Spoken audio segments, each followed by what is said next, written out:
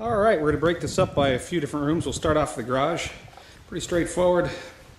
Put the fridge over there. If you have a larger group, please do put to use the garbage disposal. You want to leave about a quarter of the container for the next group. So if you need to burn, great.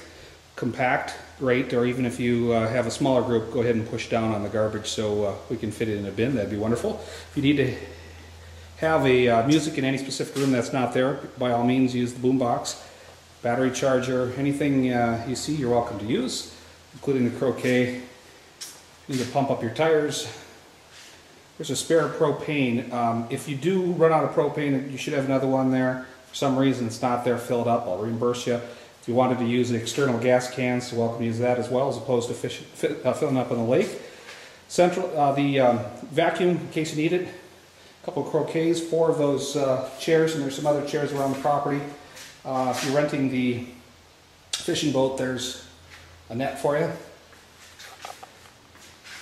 Gas, as well as charcoal. And if you're renting the boat, you're welcome to use the life vests. Make sure you bring them up, and we do have a count on them, so make sure that all of them are here when you leave. That's pretty much it in the garage. Next up, we'll go inside. Alright. Hopefully I'm not making you dizzy. Anyways, alright, here we are in the entryway. We want to cover a couple things. Starters, that lock I talked about a little bit.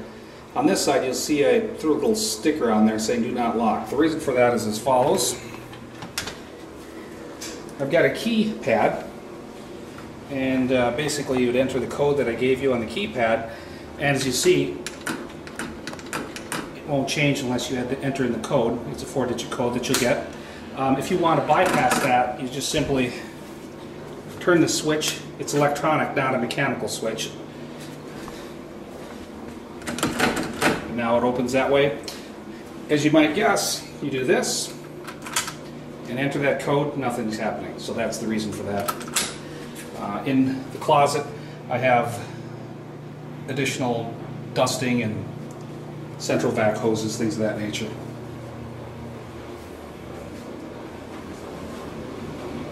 Alright,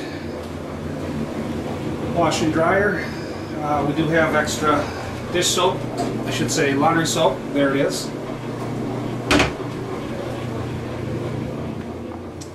As far as the kitchen is concerned, pretty straightforward. By the way, we have yet to clean, just so if it's a little messy, that's why. Anyways, one thing to note here, if you need to sweep, all you end up doing is sweeping it into this little container. There's one upstairs and there's one downstairs. We have central vac, of course. One thing to mention, in the pantry over here we have games, so you're welcome to use those.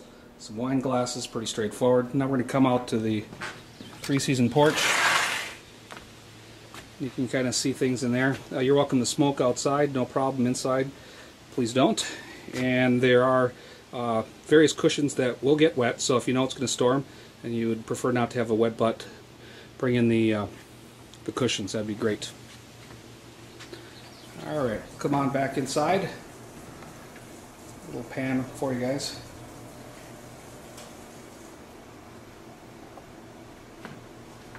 Alright, I don't know if I mentioned it on the garage or not, but we do have an extra fridge for you as well.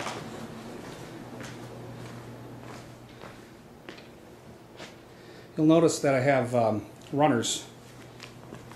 You're welcome to have your shoes on the wood, the runners, and then also we have runners going downstairs. Any of the hard floors, the ceramics, feel free to use your shoes, but for the rest of it, it looks great because people take their shoes off, so please do take your shoes off in the carpeted areas. Alright, we're going to cover the next area, the runner. So again, you're welcome to walk on that. Alright, so what we're going to cover now is the stereo gear. Here is all of our electronics. Alright, so from top to bottom, we have the VCR, we have the DVD player, followed up by the dish box, then the receiver with that little cord is for the iPod, and down below it says 20 is how you tune all the televisions in the house all the television in the house will work off of channel 20, other than the main one. And how that works is just put it to 20 and you're going to see whatever's on the satellite dish. So I haven't gotten it to the point where I have multiple zones with different things. I'm working on it. So, one more thing, Apple TV, and we'll cover that in a second. So all we do is turn on the TV and we just match the remotes, okay? And the dish works for the dish. The Samsung works for the Samsung. Toshiba works for the Toshiba TV. There's the Apple TV remote, followed by the Samsung DVD player, and here is that receiver, okay? So all we do is take this guy, hit the on button.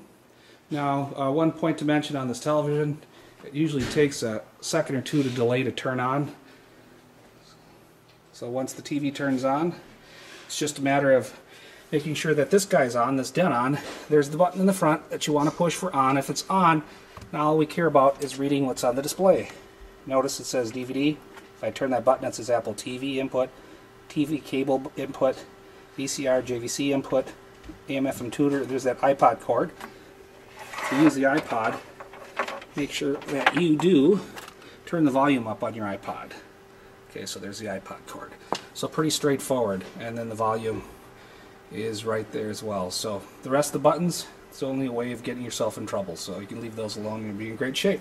The subwoofer is behind this panel. So there you go. A couple points to mention on the stereo as well. One, on the Apple TV, when you wake that up, I've got some music that I have for library. They also have some DVD concerts that are on there, so you can explore with that, as well as every internet station that's available. On the Samsung, it has Netflix on there, and it also has Pandora Music, so feel free to put that in once you select those inputs.